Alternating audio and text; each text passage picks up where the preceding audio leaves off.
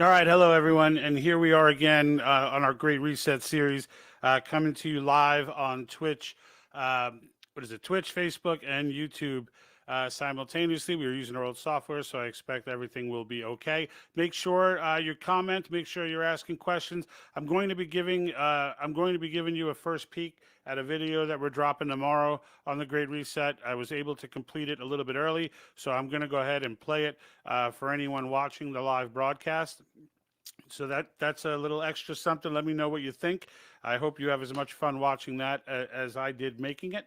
Although there is an element of creepiness in the making of stuff like that, but nonetheless, I think you'll enjoy it. I do want to mention something before we get started, that it does appear to me that Facebook is beginning, like we're on their radar now.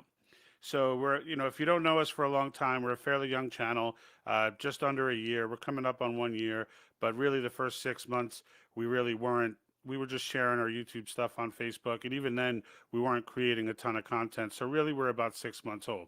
And recently, our videos have started to pick up steam. We've started to get some love. Our subscriber base, our following has started to grow. And as a result, it suddenly seems that our videos seem to be getting stuck at 1,200 when it comes to views. Now, I'm hoping that it's just me being paranoid, but I do know that these things do go on, and as a result, I want to make sure, that I'm keeping attuned to it. So if you could do me a favor, if you enjoy the content, please make sure you share it. Whenever we drop something, just help us out. Make sure you share it. If you're not following, follow, and then make sure you share. Because when they start doing this kind of stuff, the only way we can get the message out, we're not monetized, we're not, I'd love to be, but it's not a requirement for me to continue to do this. But the reason I'm doing this is to get the word out. And with that being said, it's very helpful when those who enjoy the content share the content. All right, so we're going to get into the 21 metrics today. If you're not familiar with what that is, so we mentioned this a little bit. We went over previous videos. We went over universal basic income, modern monetary theory, and what was the third one? Was the capitalism, was stakeholder capitalism. So in accordance with stakeholder capitalism, I'm gonna share the website with you guys in just a few. First, I wanna drop that video for you. So I'm gonna go ahead and cue that up, and then just give it a watch. It's only about 3.5 minutes long or so. So give it a watch. Let me know what you think when we're done in the comments, and here we go.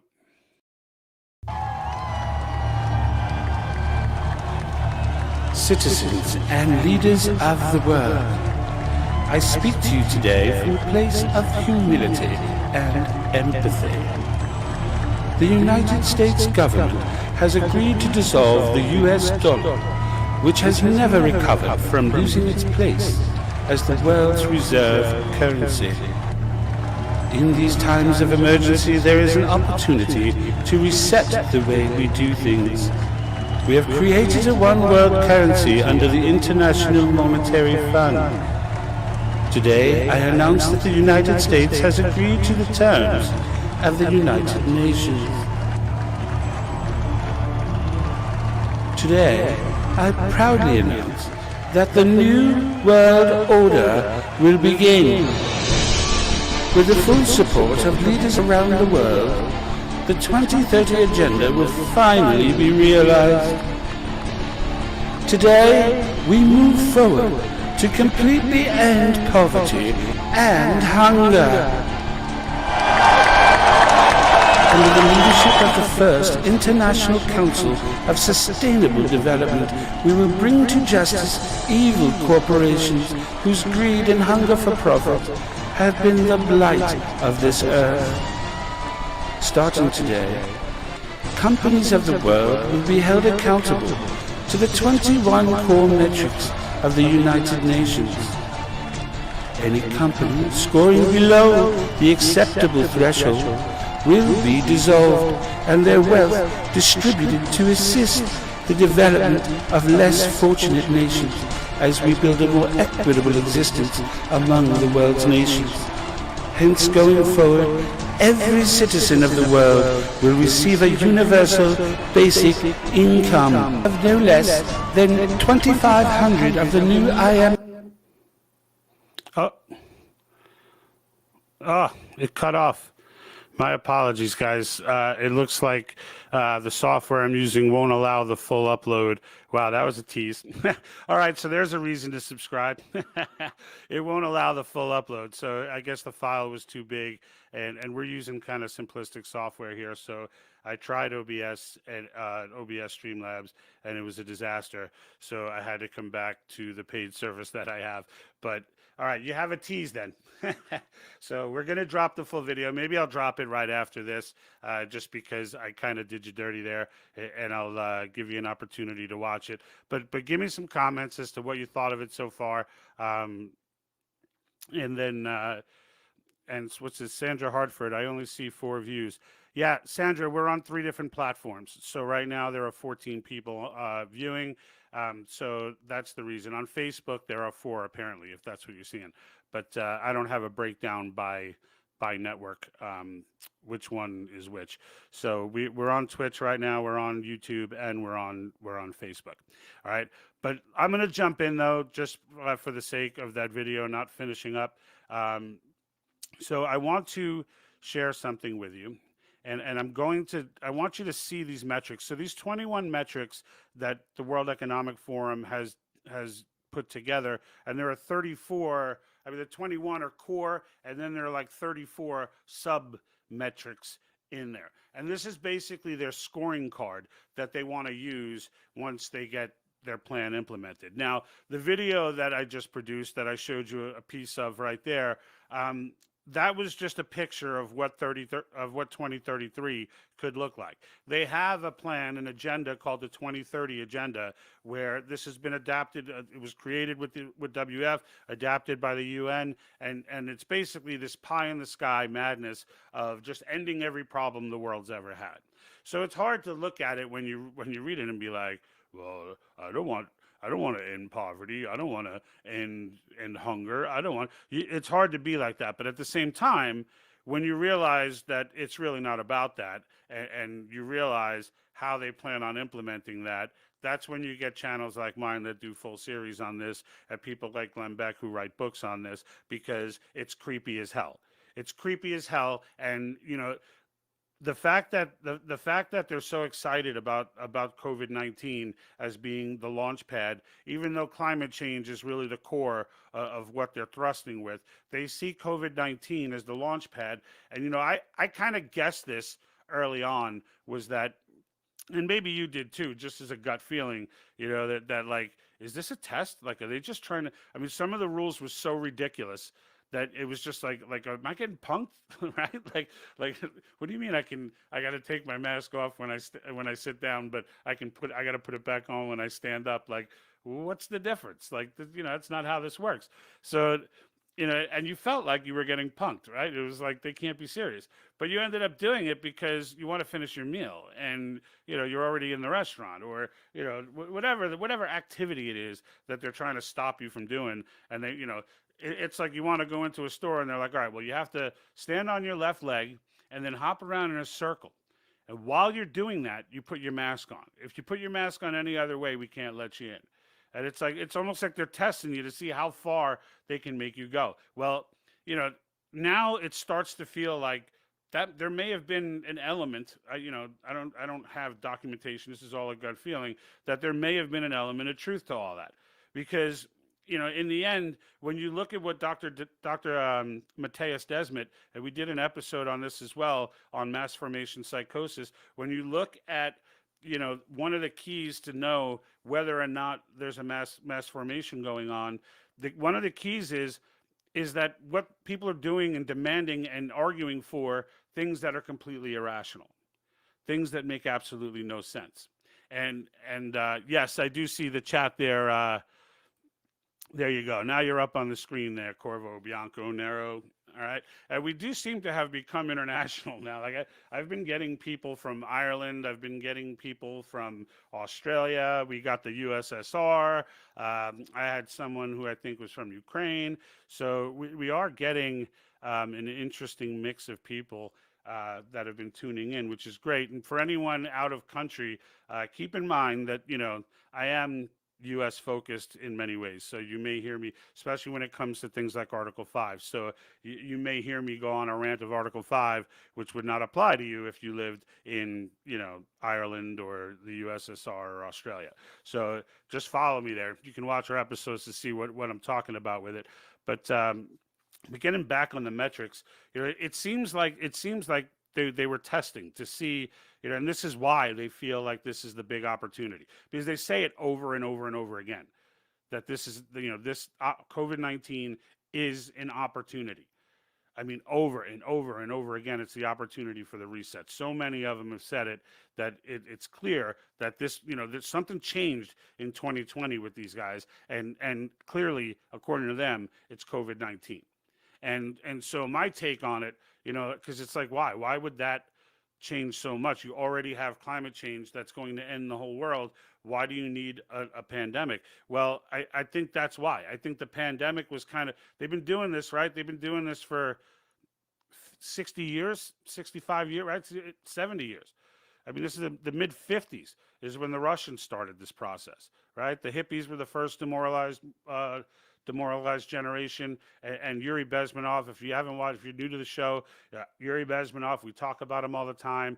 He used to outline this and teach college classes on this. He's a KGB propaganda expert who defected to the United States back in 1970, and he does an interview that you can still access on YouTube in 1984, where he breaks down this process and that it takes 15 to 20 years to get one generation. And they started in the mid 50s, and the hippies were their first one. They call it the demoralization process. And so, without going off on that tangent, you can watch our previous episodes going back a little bit for those, but this is not new. And they've been at this for a long time. They've gotten many generations on it. The 80s generation, which is mine, we kind of got a little bit of a reprieve from it thanks to Ronald Reagan, where, there was some pushback then, which is what brought Reagan in on the late 60s and 70s culture. And, America was kind of sick of hearing that we suck, and brought in a guy like Reagan because he was saying we were awesome and we're the shining city on the hill, etc. So those of us in the 80s got a little bit of a reprieve, but it picked right back up after Reagan and continued on. And so COVID was a test. They did it. They wanted to see, how much of each generation actually bought into this stuff. And, and I've said it a million times, going back to Dr. Matthias Desmet, when it comes to mass formation psychosis, it's the same thing as Solomon Asch's conformity experiment. All right, if you're familiar with Solomon Asch and the conformity, it's been replicated dozens and dozens and dozens of times. I talk about it all the time on the show. They basically tested conformity. They got 7 guys doing one thing, one guy who was the subject, the 7 guys were in on it, one guy was the subject. Everybody gave the wrong answer to a situation, and they wanted to see if that would change the opinion. It was an obvious wrong answer, and they wanted to see if the subject would give the wrong answer. And the statistics that they came to it are the same statistics that they come to in mass formation, which is what I find fascinating, and I believe is still the statistics that would be applicable to our society today. And those statistics are this: out of the 100% of people that went through these experiments, there were 30% who, when questioned after, still insisted that they were right, even though it was very clear and very obvious that they were wrong. There were 3 lines compared to 1, and they had to say which one was the same size. And they were drastically different. You knew which one was the same size. But 30% insisted that they got the answer right. So then there was 40%, and this is the sweet spot. There were 40% of those who conformed, okay, that had actually known that it was the wrong answer, but admitted that, everybody else was answering it. I didn't want to be the odd person out. I didn't want to make waves. And then there were 30% that were like me, who were like, what the hell are you people talking about?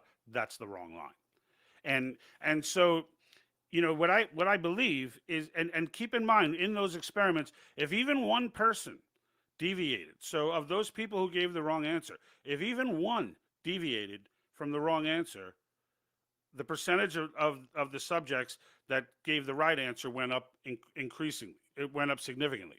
Okay, it only takes one person, right? And this is why I'm speaking to the 40% right now. I'm speaking to the 40% because it's you. It's you who understands. You know in your heart that this is not right. You know that these things make no sense, but you follow them anyway, whatever your reason may be. It's one thing if you're in a situation where you're forced to, you're going to lose your job and, you've got a sick kid who you need the help. I understand those things. But I'm talking about the people who are not in those situations, who their situation is, they just want to be able to live quote unquote normal, right? So they're going to do whatever they got to do to live normal, even though normal is an illusion.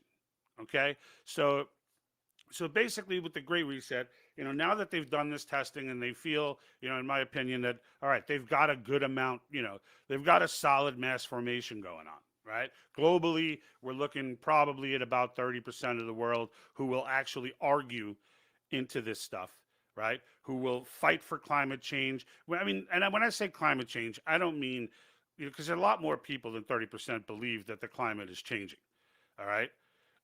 Where they lose their minds is where they think the world's going to end, and that's where the 30% of the mass formation sit, is that they believe, like, if they don't do something immediately right now, the world's going to end. That group, the cult, all right, they're a cult. Yes, they are. All right, if you question them, if you ask a question to them, anything skeptical, what are you called? You're called a denier, right? So what does this say here? We got, let me guess. All right, so we got one here. Corvo Bianco knows my positions already, so I don't have time to get into that right now because they're not on topic. But I thought that was kind of funny, so I put it up. Getting into the 21 metrics. So I want to share the screen now. This is what they plan to use, all right, to enforce their standards on companies, on the world. And they're going to do it in the name of saying, well, this is what needs to get done for a sustainable planet. But in an effort to do it, and this is where it's always the same, right? It's never different in history. They're a lot more creative this time. There's no doubt about it. They're going out of their way to create the illusion of capitalism. They're saying stakeholder capitalism. There's absolutely nothing capitalism about stakeholder capitalism. There is zero capitalism in stakeholder capitalism. Zero. But they're going to continue to come up with these names. And it's creepy when they start coming up with terminology, right? Like when they start coming up with their own terms and then everyone starts using the terms and then it becomes like everyone in the media is all using the same term. Next thing you know, the term is like a thing and then it's in everyone's head. That's the first step of brainwashing, by the way, like literally. But the point is, when organizations come up with these terms, that's when things get creepy. But anyway, let's see what we got here. I want to jump to this. So Chrome tab. There we go. Okay. So you should be seeing my screen right now. If you guys can confirm that you're seeing my screen right now. This is the World Economic Forum website. So this is their metrics page. Okay, there's a lot of creepy stuff in here when you go through it. All right, and mind you, to know that it's creepy, right? You got to have that free mindset. You got to like really love your freedom to know that this is creepy, right? Because the 30% I just mentioned think this is the greatest thing ever, and are just like, it's about time. But here we go. Can you guys confirm that you can see the website, that you can see the web page?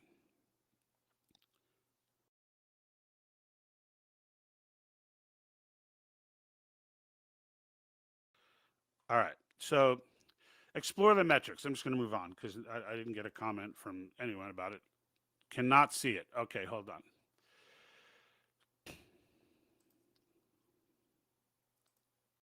I'm glad you said that. Thank you, Terry, because... Oh, you can see it, Brian. Okay, so it is up. Okay, very well, very well. So I'm not sure, Terry, what's going on, but hey, how we doing, Darrett, in Montana? How are you, sir? All right, so I'm glad to see that you guys can see it. So let's go ahead and go through some of the creepiness here. I don't have time to go through every single one, but I left the link for this page in the description. So you could jump to this and flip through it and read some of the creepiness. But I'm going to start off with governance because this is where they enforce, right? So, so here's here the composition of this council that they want to create, this international council that will govern all of this and judge whether or not a company is socially just and and good for the climate, etc. Now, what's really creepy is they don't really get into, at least I haven't found them yet, what the punishments would be should they score low on these metrics. But these are all metrics that they absolutely plan to judge people by. All right. So it says the rationale is the capabilities and perspectives of board members, right, are important for making robust decisions on an ongoing basis. So, like, what does that mean? The capabilities and perspective of board members. So clearly they're creating a board, right? So I call it a council. They're calling it a board, but this is basically what you're dealing with. All right, you're dealing with an international board that's going to read into score different companies on different topics. So so here they're saying remuneration. All right, so how performance criteria and the remuneration, I don't even know what that is. Maybe I'm ignorant, I never used the word remuneration in my life, but these policies relate to the highest governance bodies and senior executives' objectives. So these are targeted straight at company leaders. Now, what they don't do in these things is address small business owners. And like, how does that work? What kind of score do they get? Are you shutting down grandma's kitchen, or because she's using an old school coal oven that's grandfathered in? Like where are we going with this? So, fixed pay and variable pay, including performance-based pay, equity pay bonuses, deferred. So, and what they mean by this is how much are you How much are you paying? Right? Notice there's nowhere in here how much can you afford to pay. That's not in here. That's not nowhere to be found. All right, but it's just how much are you paying? What are your sign-on bonuses and recruitment incentive payments? Like this is not something that a board judges. This is something that a company judges, and a company judges this because that's just the way. That's just the way that it goes. The company makes that decision because in the end, the person who's going to judge them is going to be the consumer. I mean, that's just the way economics works, okay? But that's not the way economics works under the WEF and under the New World Order, all right? So we've got, I'm trying to find the one I found before. All right, so protected ethics advice and reporting mechanisms. So reporting mechanisms, if you get into it deeper, I'm just going to break it down for you. They're basically encouraging people to sell out their neighbor and make sure that you're telling on anyone you see in violation of any of their social justice metrics, or any of their diversity metrics, or any of their planetary metrics for the climate. They want to make sure that they've got an excellent network of informants out there to be able to handle that. All right. Now, and mind you, right, how long ago was it that you thought the Great Reset was like a joke and that New World Order was just like a conspiracy nut thing, right? But then here we are. And you know what? Let's jump in to the people. Was it people? Yeah, so diversity and inclusion, okay? So they're going to judge, and I think everyone knows how I feel about diversity, right? So, like everyone else, it's great if there's, a diverse mix of cultures in a particular company. But to demand it's going to be that way and to insist that it's going to be that way is discrimination and racism. That's what it is. So if you're pro-diversity, you're anti-unity. Understand that, okay? And when I say pro-diversity, I mean you're that person who thinks that there should be quotas and there should be X amount of black people working here, X amount of white people working here, X amount of Asians working here, et cetera, et cetera, et cetera. If you're that person who looks at a company and would say, this company's too white, or this company's too Latino, or this company's too whatever, you're the one, all right, who's promoting discrimination. Because there's no way, or you have to think this through, there's no way create that atmosphere artificially. There's no way. What if a given company is in an area that is primarily all Latino? Well, the vast majority of their applicants are going to be Latino. And so if they hire those applicants, someone like the WEF will score them lowly on their metric scores for diversity. And now that company will literally have to pay for the fact. So what do you think ends up happening in that scenario? They leave the Latino community because they need to find a more diverse pool of people, not a better pool of people, a more diverse pool of people, right? You cannot possibly hit quotas like that without turning someone down who should have had the job. You can't do it. You can't do it without not hiring someone based on the color of their skin. And that's why it's poison, okay? But under the New World Order, under the Great Reset, under what Biden wants to do, okay? So I don't know if you're hip to this, all right? But I got a clip for you from Biden. It just went viral. You might have seen it already. And watch this. As one of the top military people said to me in a secure meeting the other day, 60 million people died between 1900 and 1946. And since then, we established a liberal world order, and that hadn't happened in a long while. A lot of people dying, but nowhere near the chaos. And now is a time when things are shifting. There's going to be a new world order out there, and we've got to lead it. We've got to unite the rest of the free world in doing it. So anyway. All right. So stop. If you're that person who's saying there's no such thing as a new world order, he talks about the Great Reset during COVID, during his State of the Union. We've got Trudeau talking about COVID being an opportunity. You've obviously got Klaus and Soros. You've got Prince Charles. I mean, I don't know how many more people have to come out and tell people that this is real. Like if you're still saying, oh, this is a conspiracy theory, if you're still that person, then you're in that 30%. That original 30% that I talked about, that will just, doesn't matter how irrational your thought is, you're going to defend it to the death. Okay? So, all right. Let me jump through here. So diversity and inclusion, we got pay equality, okay? Pay equality. All right, there's another metric that companies are going to get judged on. All right? Unions, by the way, like union labor, collective bargaining, oh, that's mandatory. Every single company has to, it doesn't matter if the people want to unionize or not. I'm not anti-union. If people want to unionize, God bless them. They should have the absolute right to do so. But I'm also not about forcing people to collectively bargain. Not every company is an evil empire. Some companies actually take care of their people.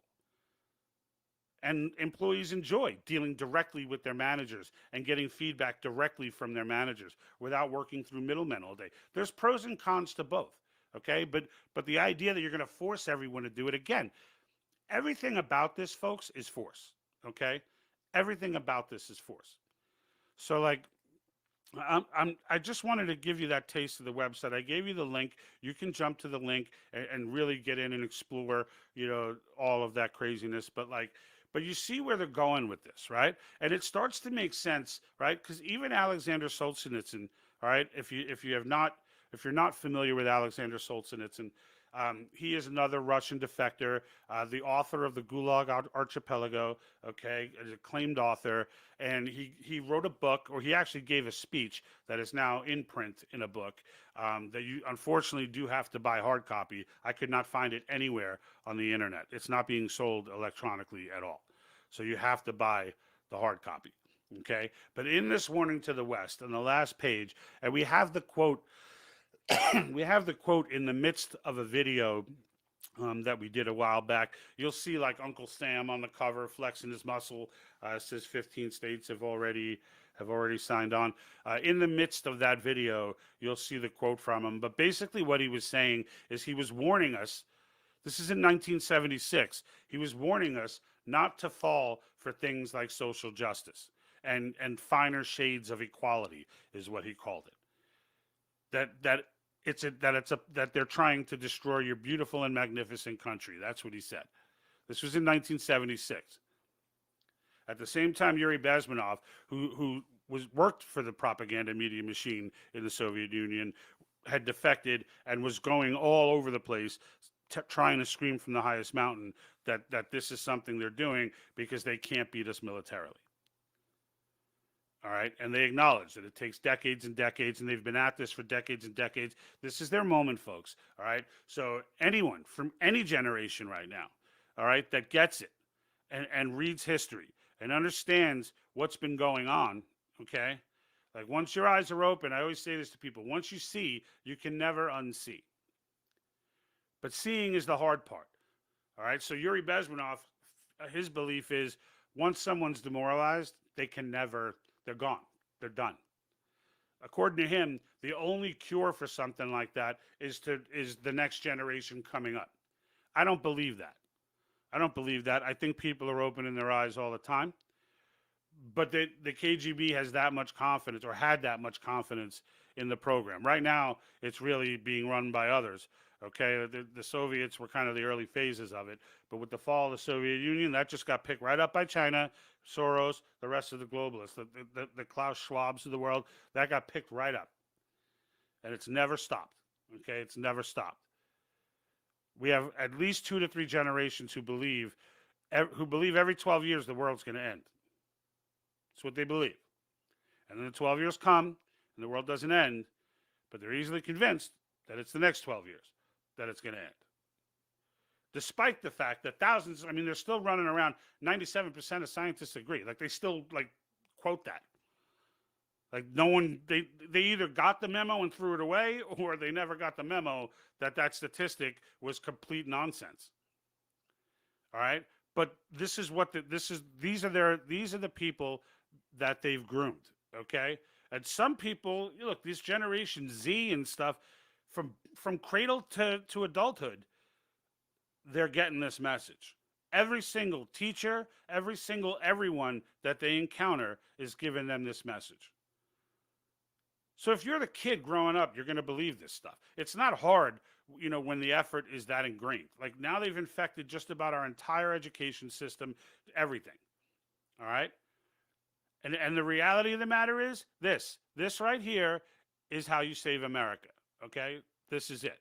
And the reason why I advocate it so hard is and if you have another solution, I want to know what it is. Okay, another solution that doesn't require violence, and another legal solution, all right, that severely restricts the government of the United States. There is none. I'm just checking out a comment here from Darrett. Yeah, Darrett says it's like 1984. Orwell was right. Yeah, it is like 19. This is as creepy as it gets. And let me tell you, Klaus Schwab, listen to him talk for a little while. This guy is a Bond villain. I heard someone say that, and I thought it was the perfect stereotype. The guy is he's like a real living, breathing James Bond villain. It's crazy how that works. It's crazy how that works. But anyway, I don't want to digress too much. I just want to get back to the solution, and I always close out this way because I always want you to understand the one thing that American citizens can understand right now more than anything else. I'll lay out what the problems are. I'll lay out, the situation that we're in. Okay.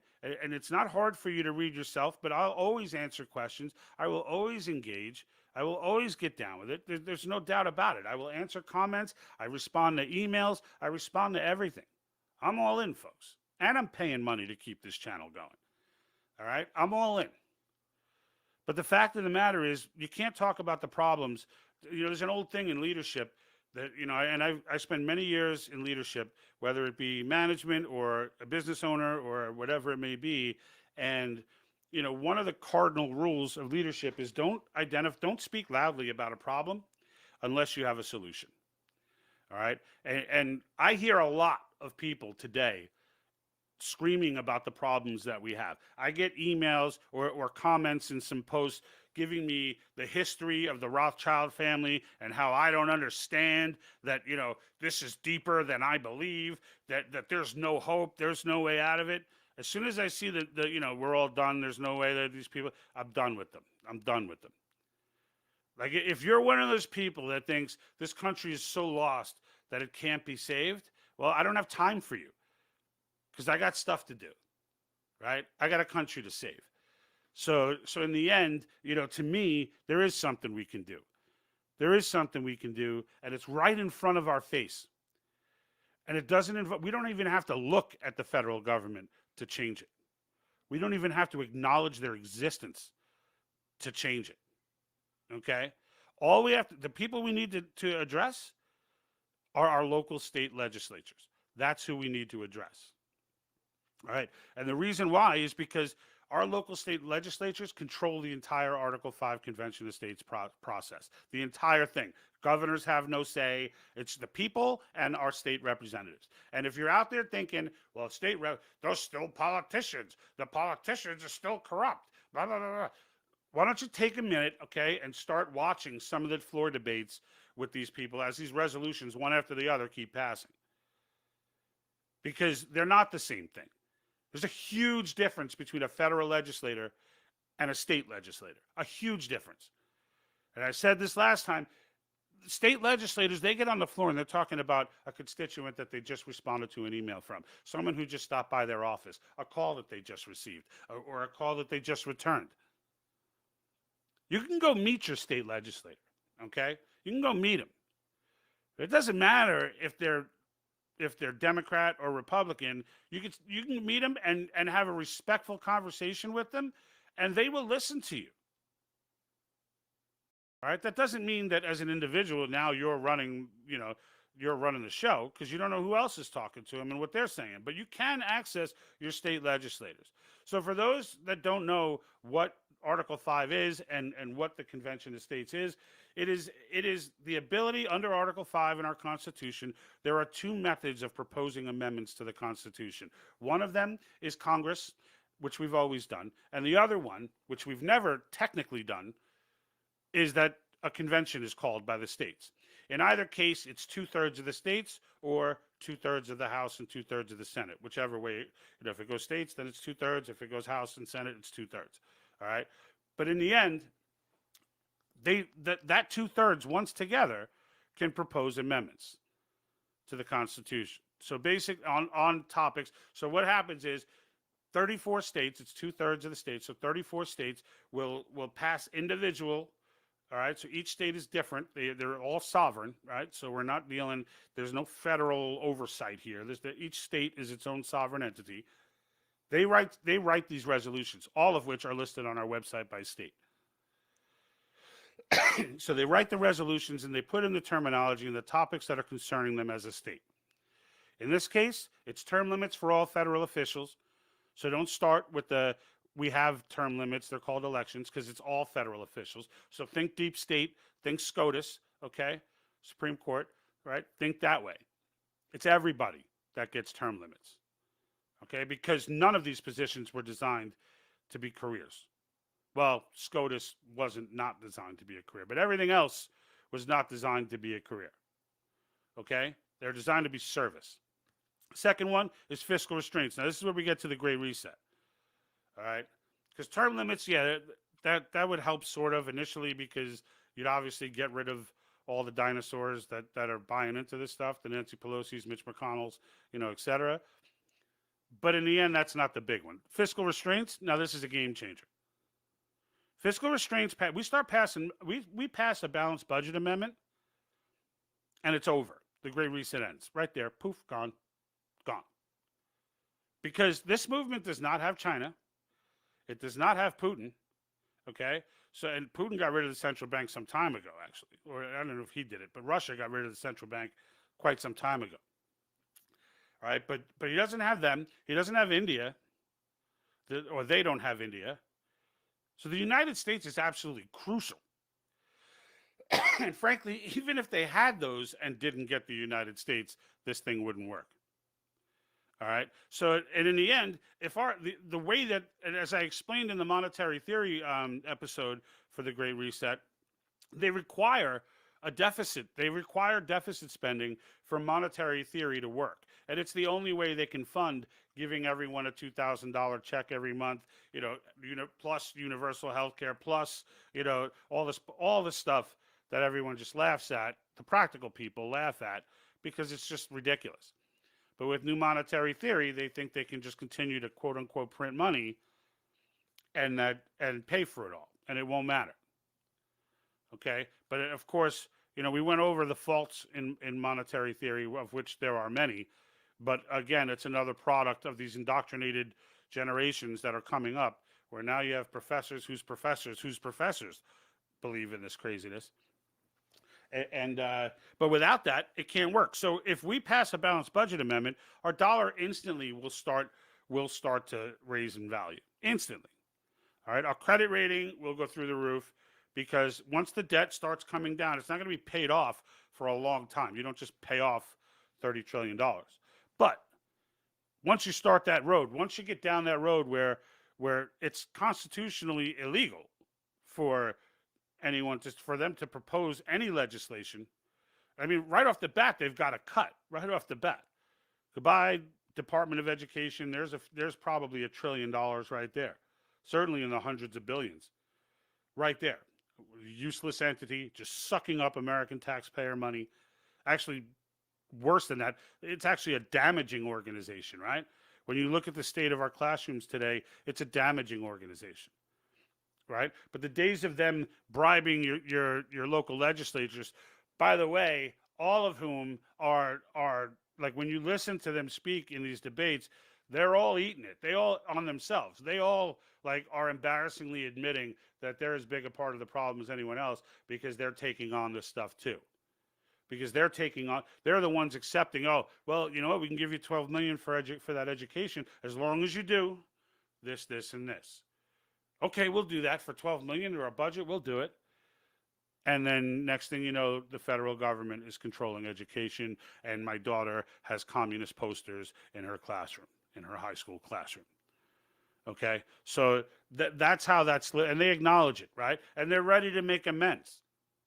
They're ready to make amends. When you listen to them, the states that had previously, this has been going on for 9 years, by the way. It's just picking up serious steam right now.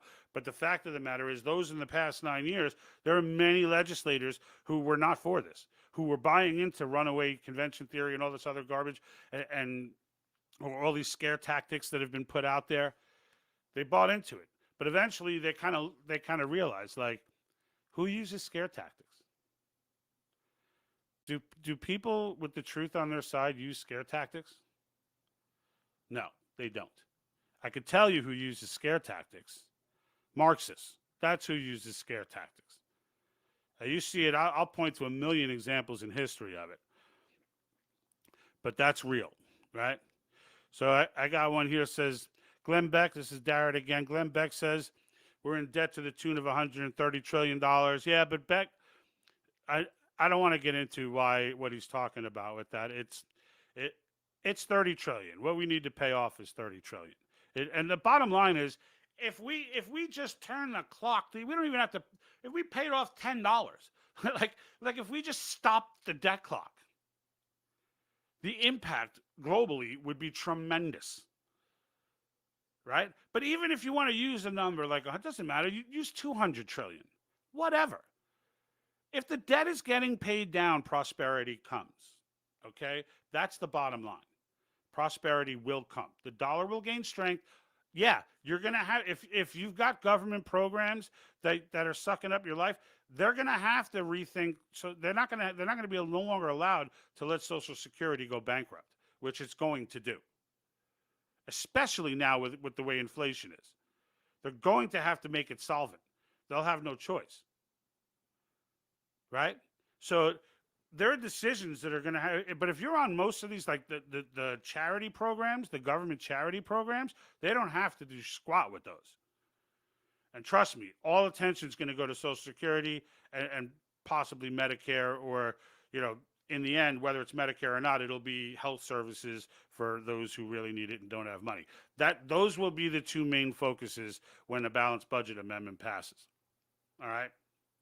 Because in the end, what we're doing now cannot be sustained. And like I was showing in that video, and you'll see the rest of it later later on tomorrow. I'm going to release it around 3 o'clock, or I'm sorry, around 4 o'clock Pacific time. Um, you see the picture that I'm painting for 2033, like 65 trillion in debt, right? Like it doesn't just go on forever, folks. There's a point where it crashes, and when it crashes hard. It's not like it slowly starts, no, it's like one day you wake up and boom, it's crashed. It's like that. Okay? Climate change is not like that. Economics are. Inflation is. All right. So in the end, the last one I want to go over is government overreach. So government overreach is where we kind of set ourselves up for the future, and we take back our freedoms to the states today. So when I say set ourselves up for the future, we're basically honoring the 10th Amendment. All right. And moving away from the way the Supreme Court has bastardized it for 10 years. For 10 years, I'm sorry, for 2 centuries. All right. So all of these, whether it's a small power or a leap, it's always all of these weird powers that the federal government gets that we all look at saying they're not following the Constitution. Technically, they are. What they're following is a 3,000-page behemoth in a leather-binded book, says the Constitution of the United States right on the side of it, and it includes every single Supreme Court case that's still relevant to any one of our constitutional amendments or articles. All right? And in that book, the Supreme Court has literally amended the Constitution an innumerable amount of times. And what the government overreach amendments will do, as is done whenever there are issues with courts, with the Supreme Court, is the only way to deal with that is through amendment. And the overreach amendments will deal with things like the government and education, right? All of these regulatory agencies, OSHA, trying to implement these crazy vaccine mandates and whatnot. And even when the court shot it down, did they shoot it down on constitutional value? No. They shot it down because the way that Congress wrote their authority for OSHA didn't specifically include this. If it did, even the conservatives on the court would have said, well, then, Congress gave them the power. It's okay. Only Gorsuch was stepped up and manned up and said, no, even if it did say it, it would still be unconstitutional. He's the only one. Everyone else just went to case history and what was in the legislation. It's just nonsense. It's just nonsense. So the government overreach amendments, that's how you got to think about them. So, in the end, the way this works is the states are going to select their delegates. They're going to send them to this convention on those topics, and the delegates are going to work out the language of the amendments, okay? The delegates are going to iron all that out, and then they're going to bring it back, just like Congress would when they're done. They bring it back to the states, and a supermajority of states has to approve whatever they put together. So there's no motivation for them to try and get a wish list done, because it's never going to get done by 38 states. All right. So they're going to stay on topic, right? Because who wants to waste their time doing that and then just bring back stuff that is going to get shot down when you get back to your state, right?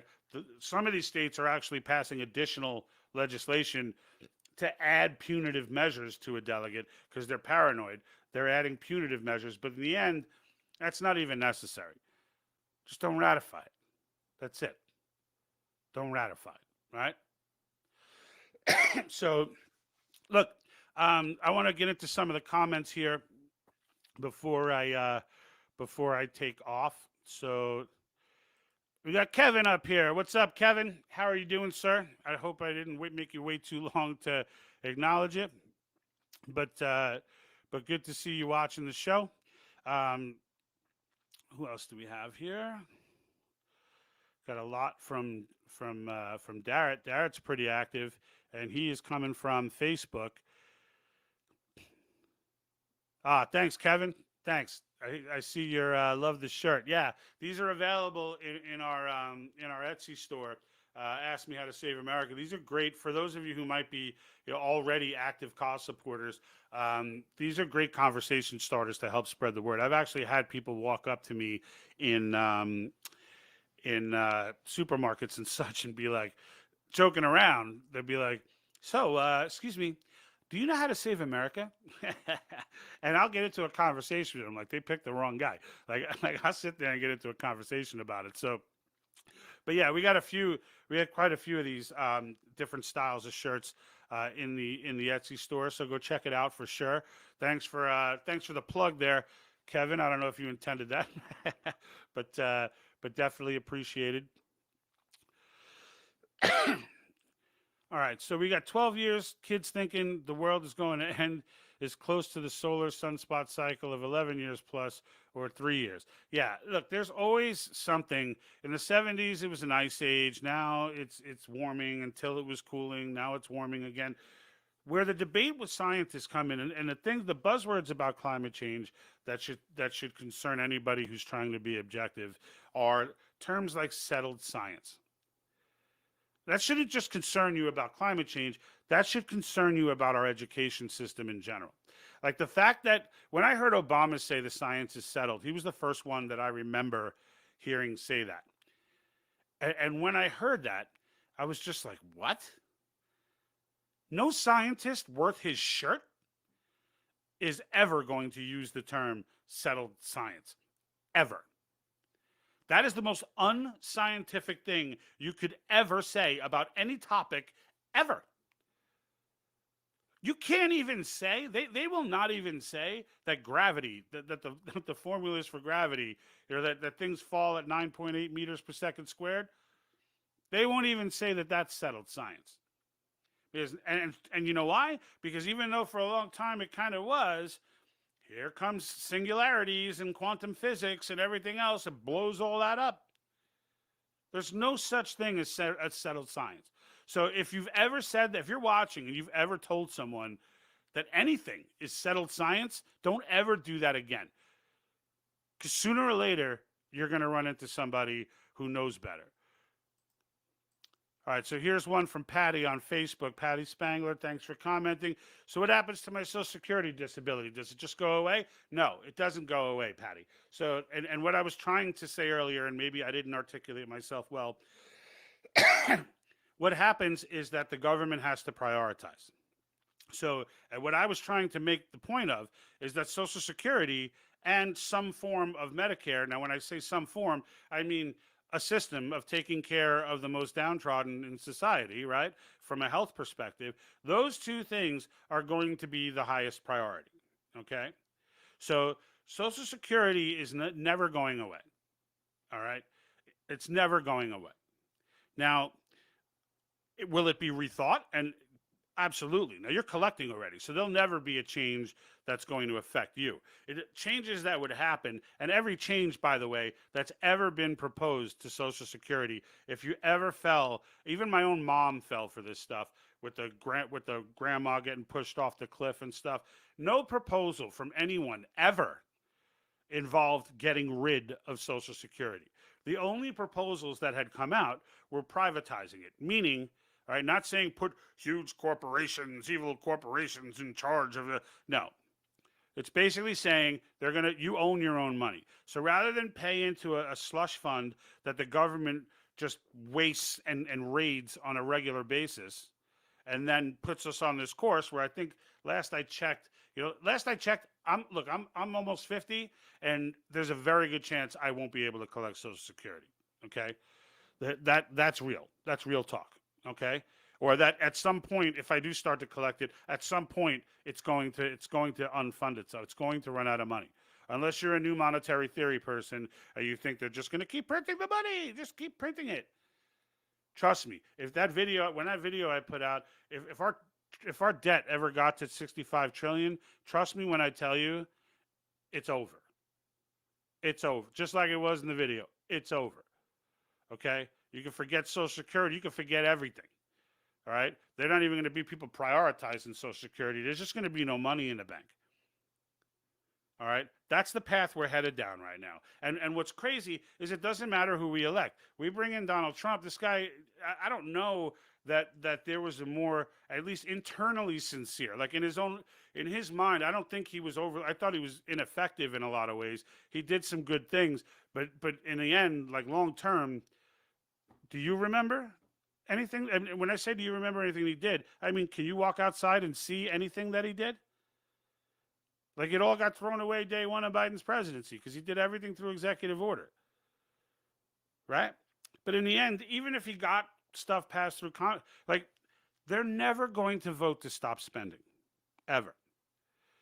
Like, that's just the reality that we're in. There's no, look, Ronald Reagan was guilty of it, just as guilty as Bush, just as guilty as Trump, as Obama, as Biden, as Clinton, every one of them, all right? You know, Clinton touted a surplus, you know, off the fake internet bubble, which burst right after he left office in 2001. He left 2001, the bubble burst. Even then, that surplus was based on deficit spending. The debt clock was still racing forward. All right, the difference between the two is deficit spending is spending more than you're taking in. The debt is the actual money you owe. Okay, so if you're taking in more than what you're spending for some period of time, well, then they say you have a surplus. But that surplus is not being used to pay down the debt. So therefore, like, they got the surplus and then they just spent that too. We're the only ones who can be the adults in the room. And look, the bottom line is we put ourselves in this mess. So the idea that, you know, we're going to put ourselves on the fiscal path to prosperity and it's going to be just, there won't be any pain whatsoever, that's irrational. But again, someone needs to be the adult in the room. We own this. We let this happen. Okay, we let this happen. So we can sit back and we can watch the country fall to pieces and lose everything. Or we can start to set up a payment plan, cut back our expenses, and get on the right path. And the bottom line is, if you don't, okay, we're not talking, you know, in 50 years. All right, their agenda is for 2030. So let's say it takes them 5 years more. Okay, so by 2035, we're done. By 2035, everything happening in that video happens, okay? And now you're being judged on a social score metric like they are in China right now. Right? So when it comes down to it, yeah, are there some sacrifices? Yes. Are people collecting Social Security right now going to suffer? No. So, Patty, don't worry about your Social Security checks. You're going to be fine. Okay? What'll happen, even you know, yes, a move will have to be made to try and privatize it and set up investment accounts, because the fact is, you take a 20-year-old kid, and those are the ones who this would affect. You take a 20-year-old kid who's entering the workforce and you set him up on a payment, you know, on a, you know, all right, you're going to put this much from every check, the same way he would to Social Security, okay? Only this money is going into an actual fund, like a real, legitimate financial fund. And when you're 20, you put that stuff in risky stuff, is what you do. Because you're not collecting for another 60, whatever, 40 years, you know, 45 years. When you hit around 45, you know, around there, you start getting more conservative with your investment, right? But here's the beauty of it, right? In that time, there'll be millions accrued, okay, millions. The market only goes up. So people that are like, I don't want a 401k crash in my Social Security, if you let a 401k crash your security, that's on you. Because in the end, there's going to be a point where you hit a peak, all right, and you hit a sustainable amount of money way before you retire. Now, you know, they'll probably, I would imagine, be safeguards against letting you take that and put it all into some risky stock, all right? But in the end, it'll probably be like it moves to an IRA at that point or whatever. But the point of the matter is, you know how much that costs the government? Nothing. You know how much that costs the taxpayer? Zero. All right? Zero. So that leaves you with only Medicare. All right? And everyone's taken care of better, by the way. So when you pass on, that's your money. So if I accrue over the course of 50 years, you know, $2 million, let's say, and I pass away before I get to collect it, that's an inheritance. That doesn't disappear. That's an inheritance.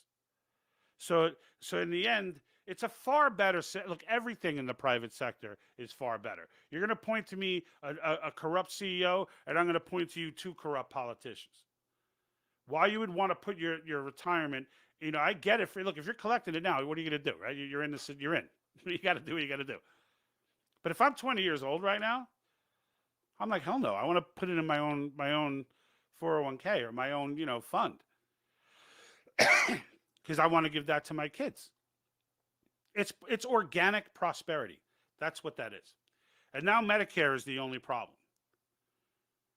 Now Medicare takes up the same chunk of the budget it takes up now, but now you might have more, depending on other things that you cut, you may have more to spend on these things.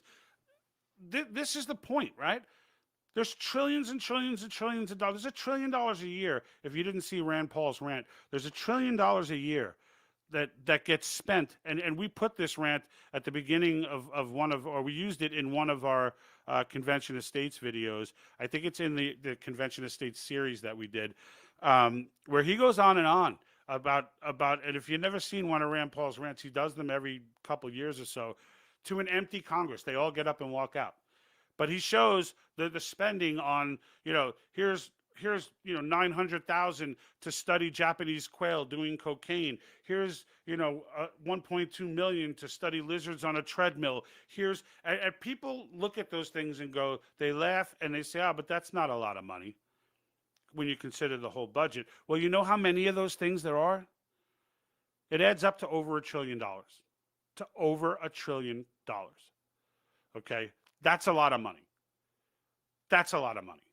So in the end, right off the bat, $1 trillion, right? I heard Mark Meckler, president of Convention of States, mention, that they were advocating for a single topic amendment, meaning, which I love. This is something that I didn't know was even going to be on the table.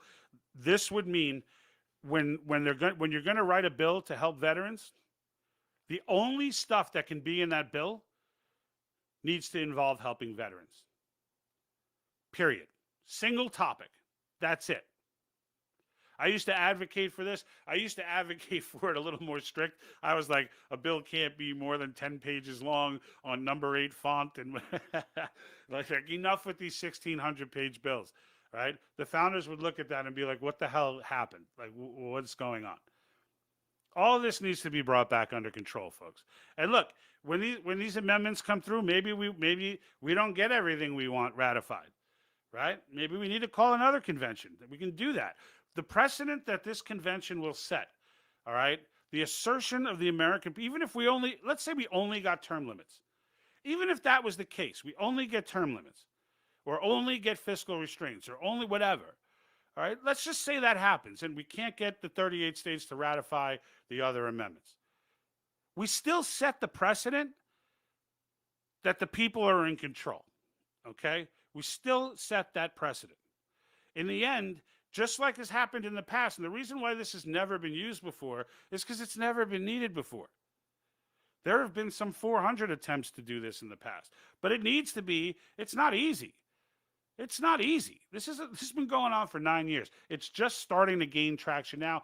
I've only been on board for a year, okay? Because things are so bad right now that I didn't even, and truth be told, I'm just going to be honest, I didn't know about it. I didn't know about it. I didn't even know. I was embarrassed when I looked into it. I stumbled upon Convention of States. I stumbled upon the concept. Went through the whole phase, didn't believe it, thought it was dangerous for a little while because I was reading all the runaway convention stuff. Then I had to go. I went into Federalist Papers. I started really digging in because I was intrigued at the notion that we could amend the Constitution without the federal government involved, which is the greatest testament to the brilliance of our founders. That they fully understood that this day would come. They understood this in the late 1700s. That we would get here today. They knew that. They knew it because it happens to every single centralized government in world history. So they gave us this avenue, and now we've got people out there, some conservatives, some are conservatives aligning with George Soros and Common Cause, which is one of his bigger organizations, in trying to fight the American people and scare us away from using our own power. And when I realized the levity of this, and I realized how many people truly didn't understand and how many people were being influenced by this, my initial instinct, we were doing stuff early on about those chairs. All right, so we were doing stuff early on kind of like everybody else, right? We were picking up the hot story of the day, going on it, speaking about it, and I might do that once from time to time now too. But in the end, when I realized from putting up some Article 5 stuff, how, and I'm not going to say stupid because I was in the same boat, but how ignorant we all were, and how many more people are like me who don't, these are internet fights that I win. You know how everyone jokes, like, yeah, we all, we had it out on the internet, and he understood my point fully, and has now changed his mind, said no one never, right? Well, in the end, I absolutely have, because there are a lot of conservatives out there who love the idea of it like I did, but are being yelled at and scared by the fear tactic people. And they're asking legitimate questions, and I'm providing them legitimate information. I'm not providing them an article. I'm providing them Federalist Paper 40 and giving them context for it. I'm providing them Madison's notes from September 15th, 1787. Look those up. They're available online. Madison gets into what Mason stepping up and arguing the point that a convention of states was needed. These things are out there. But if you don't get to that level and you let the articles scare you and you let that stuff, you get tricked, just like any other fear tactic they use. You get tricked out of using your own power. And it's terrible that it's that way. It's terrible that we're so used to we're so broken in a sense where, we don't trust that. We can't trust any media. We don't know who to trust from a politician standpoint. And now even I sit up here and say, don't trust me. Look it up for yourself. Right? Because in the end, I know the mentality. I know, people who know me know that I would not just go off and get serious about something unless I thoroughly researched it and understood it. But not everybody knows me. And I'm on a YouTube, Facebook, Twitch. People don't know me. Melon, Rumble, right? They're coming on, they're subscribing, they're trying to get some information, and they're subscribed to other people just like me. They're trying to validate and figure out. I will never tell you something is 100% fact unless it is. Unless I have been able to fully validate it and verify it. And by that, I mean through source material. Okay, not from a Fox News article, or a Fox News article might put me on a path. I might hear something there and be like, really, is that true? And then go off and try and validate it. But I don't have any particular trust in Fox any more than I do in anybody else.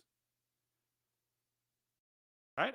I mean, you can't anymore, right? So we live in this crazy world where you can't trust anything.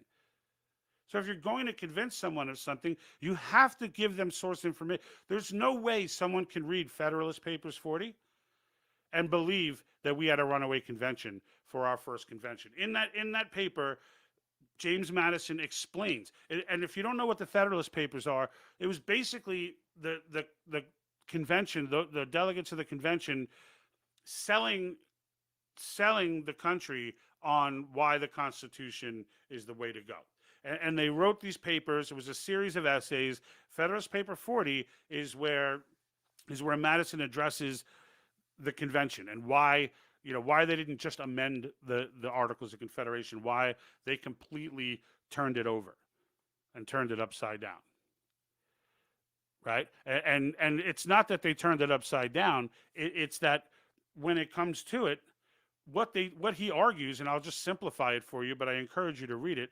It's only a page long, but it is in Old English. So I did a video on this, so you can I try to break down the Old English and what it means. But what he's saying is, you tasked us, you commissioned us. First of all, the word amend the Articles of Confederation was never in the commissions. It was to revise the Articles of Confederation for all of their defects. Now, if you know anything about the Articles of Confederation, they were a mess. They were absolutely useless. Even if they tried to preserve it, there would have been like 100 amendments, which would have essentially rewrote it anyway. Because what he notes in the papers is that, yeah, they said to revise it for all its defects, but they also said they want a firm national government. Well, there's no way for us to get a firm national government by amending or just tweaking the articles. So you need to decide whether or not you wanted us to scrap the firm government and keep the articles, or scrap the articles and get the firm government. Well, he argues we decided to go for your ends rather than your means, because in the end, if we get the results that you want, That makes more sense than getting you the results that you don't want, but then being able to say, hey, look, we got this half of your commission, but it doesn't mean anything because we didn't get this half. That's essentially what happened. Okay, it wasn't some rogue, we're going to rewrite everything and whatever. So that's just one point that I wanted to make there on that. And Patty says, single item bills, I agree. Yeah, absolutely. Single item bills, actually, I was smiling ear to ear when I forgot who he was interviewing with when he said that. I think it was O'Reilly, or I forget. They give me these videos, they feed them to me from Rumble and YouTube. I have a lot of convention estates volunteers. And by the way, I don't want to get off without saying that. You need to, on our website, there's a link, okay, to sign the petition.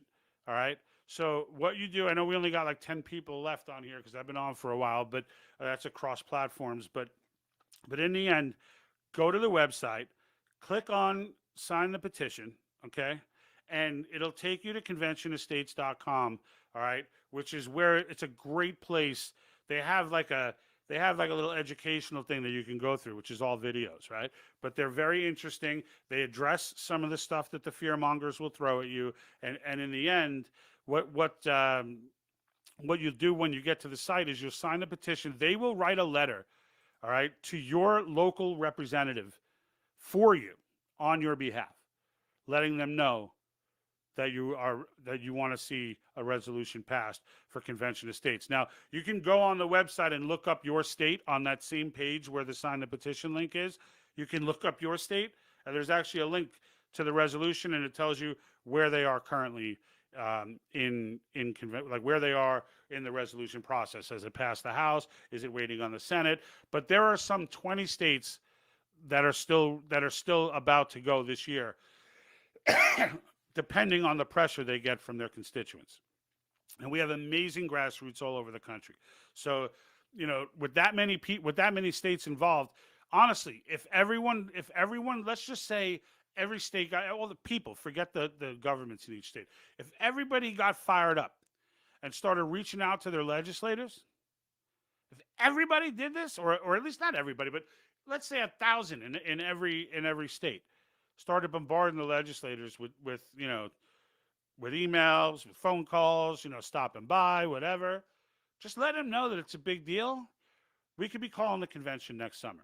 Right now, Mark Meckler has a 22 and 22 goal of getting to 22 this year, which is a very realistic and grounded goal of being at 22. Only thing is, I'm not the president of Convention Estates. I don't need to do realistic and grounded. I need to fire people up and educate people and get them out there doing what they got to do, right?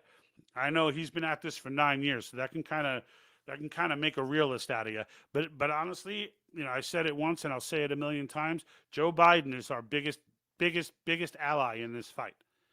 Every draconian crazy thing he does brings 1,000 more people over to Convention Estates. 1,000 more people say that this is the one that broke the camel's back, right? This is the one, and he's gonna do more. I just showed you where he's just telling you, like, hey, we're getting ready for a new world order, guys. We're getting ready, right? We need a reset. That's what he's saying. That's what he's telling the American people. Listen to Klaus Schwab. That's what he's saying. So we can take action on our own, or we can wait and let Klaus Schwab and Soros determine our future, right? So, all right, on that note, I hope you enjoyed it. I'm going to release that video. Make sure you follow the page, subscribe to our YouTube channel. We're on Rumble and MeWe as well. But of course, if you're on Twitch, make sure you're following us there as well. But just make sure you check out that video tomorrow. My apologies to those who were on earlier for it cutting off. This software will not allow me to. I should have shrunk the file. I didn't even know that it was going to do that. But I'm going to release that video in its entirety, the 2033 video. It's basically the world in 2033. It's kind of creepy, but it's entertaining, and I hope you enjoy it as much as I enjoyed making it, because, I'm not going to let go. I'm not letting go of this whole great reset. I'm just not letting go of it. So this is it. This is real. They're telling us about it, and I'm done with it. I'm not trying to, Yep, it is the same. So here's one. Yes, Ken, it is the same shit happening in Canada. Absolutely. It's just global. It's not just the United States. The reason why I'm focusing on the United States is because without Canada, they can still do this. If they get us, but they don't get Canada, they'll still move forward. But if they get Canada and they don't get us, it's over. It's over. Now you're looking at Canada and Europe. Because they don't have Russia, they don't have China, they have none of the major superpowers militarily. They have nobody. Let's just face it. Like Europe, there's a lot of reasons to like Europe, but when it comes down to counting on them from a military perspective, that ain't gonna happen. That's just not gonna happen. So I mean, in the end, and even from an economic perspective, if right now, the United States is as weak as can be because we're irresponsible. But if we got on a path of responsibility, with our system of economics, there is absolutely no one that can touch us. The entire world would be they try to get in now, even with us being like pseudo-socialists with this capitalism we've invented over the last, 30 or 40 years. But like in the end, even then they're trying to get in here because everywhere else is worse. So look, there are some people who like the welfare state. There are some people who want to give half of their income to the government so they can distribute it to some people want that, but that's not America. That's not America. I don't have a problem with places like Switzerland and they're not socialist or whatever, but they tax the living bejesus out of everybody, and they don't live in as big a houses, but they don't mind. That's not a big deal to them to live in a big house. They don't. And when I say big house, I mean not like a small apartment, right? Like so if you see the social structures out there, they're small, but like that's fine. If they're happy doing that, God bless them. I hope they live and prosper doing that forever. But that's not America, right? And most of the world doesn't even understand us anyway. They don't understand why we need our guns. They don't understand, like Australia understands why we want our guns now. I think they get that now. Right? They just had, I don't know if it's even done there yet because it's so blacked out from an information, media perspective. But, what they just went through, yeah, they could have used some firearms during that. Right? That kind of madness is going to be difficult to pull off in the U.S. Not impossible. It's just going to end up getting bloody if it happened here. But in the end, I don't want to digress down that road. I want to just go ahead and say, thank you, everyone, for viewing. I appreciate you hanging out with me tonight. I'll release that video tomorrow, so make sure if you missed the beginning of the show, I mentioned if you could please share the content that we put out. If you like it, right? If you're embarrassed by me, then no, don't share. But if you're enjoying the content, please share it because Facebook is now we've got a very consistent 1,200 views on like every view on this is after getting 50,000, like we started surging in views and then all of a sudden it was like, and they're all in the same number. They're all at 1,200 and then they like freeze. So I'm hoping I'm wrong. I'm hoping it's just, just 1,200 people, were the only ones, that wanted to watch it, but maybe it's the same 1,200 people. I don't know. But in the end, I'm not a believer in coincidence. So, and I know we all know, how these social media networks can get. So if you could please share it, I'd appreciate it. Comments, likes, those are all good for distribution. So all of that is appreciated. Until next time, folks, look out for the video tomorrow, and I'll be back with another great Reset episode in a few days. And like that,